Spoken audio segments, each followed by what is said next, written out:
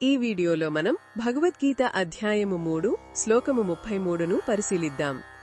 ఈ శ్లోకంలో శ్రీకృష్ణ భగవానుడు మన సహజ స్వభావం యొక్క శక్తి గురించి ఒక అత్యంత ముఖ్యమైన సత్యాన్ని తెలియచేస్తున్నాడు. ఆయన ఏమంటున్నారంటే, గొప్ప జ్ఞానం సంపాదించినవాడు కూడా తన సహజ గుణానికి అంటే తన స్వభావానికి అనుగుణంగానే ప్రవర్తిస్తాడు. ఈ సృష్టిలోని ప్రాణులన్నీ తమ తమ స్వభావాన్ని అనుసరించే నడుచుకుంటాయి. అలాంటప్పుడు కేవలం ఇంద్రియాలను, మనసును బలవంతంగా నిగ్రహించడం, అణచివేయడం వలన ఏమి ప్రయోజనం ఉంటుంది అని భగవానుడు సూటిగా ప్రశ్నిస్తున్నాడు. ఇది వినగానే మనకొక సందేహం రావచ్చు.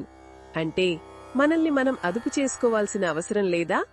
మనలోని చెడు అలవాట్లను, కోపతాపాలను మార్చుకోలేమా అనిపిస్తుంది. ఇక్కడ భగవానుడి ఉద్దేశ్యం అది కాదు.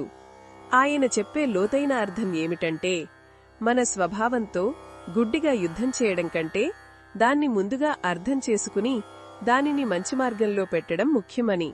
ఉదాహరణకు, ఒక వ్యక్తికి చాలా తొందరగా కోపం వస్తుందనుకోండి. అది అతని సహజ గుణం.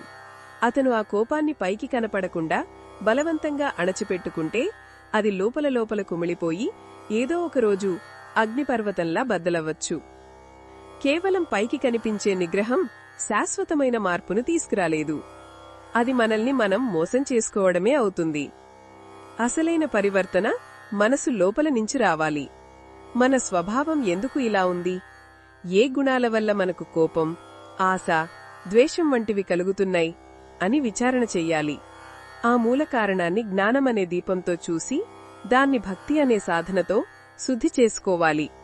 మన స్వభావాన్ని చెడువైపు కాకుండా మంచివైపు, సేవవైపు, భగవంతుని వైపు మళ్లించాలి.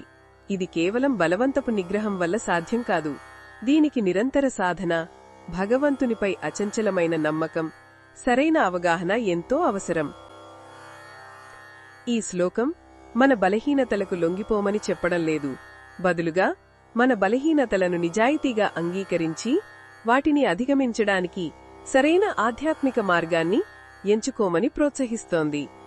మన స్వభావాన్ని ఒక శత్రువుగా చూడకుండా దాన్ని అర్థం చేసుకుని దైవభక్తితో, జ్ఞానంతో దాన్ని క్రమంగా శుద్ధి చేసుకునే ప్రయత్నం చేయడమే నిజమైన ఆధ్యాత్మిక ప్రయాణం.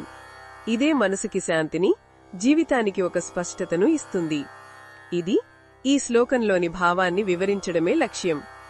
మరిన్ని భగవద్గీతా శ్లోకాల అర్థాన్ని తెలుసుకోవాలంటే మా తదుపరి వీడియోలను తప్పకుండా చూడండి.